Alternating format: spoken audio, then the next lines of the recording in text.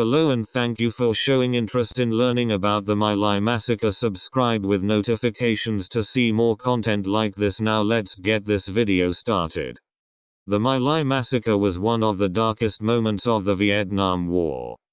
On March 16, 1968, American soldiers from the 11th Infantry Brigade killed between 347 and 504 unarmed civilians, including women, children, and elderly people, in the village of My Lai, in Quang Nguyen Province, Vietnam.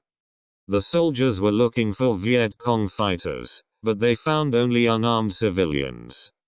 Despite this, they rounded up the villagers, separated the men from the women and children, and then systematically killed them.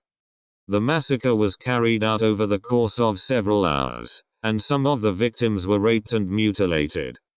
The massacre was initially covered up by the US military, but it was eventually exposed by investigative journalists and led to widespread outrage and condemnation. The soldiers who participated in the massacre were eventually brought to trial, but only one, Lieutenant William Calley, was convicted of murder. He was sentenced to life in prison, but his sentence was later reduced to 20 years and he was released after just 3.5 years under house arrest.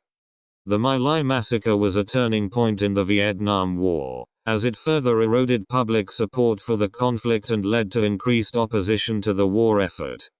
The legacy of the My Lai Massacre continues to be felt today, as it has influenced how the US military conducts its operations and how the US government deals with allegations of war crimes.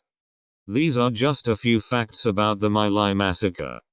The event was a tragic and disturbing episode in the Vietnam War, and its impact continues to be studied and debated by historians and policymakers. Thanks for watching the history of My Lai Massacre. If you would like to see more content like this, check out our page. Or like, subscribe and turn on notifications to be notified when our new videos drop. Have a good day.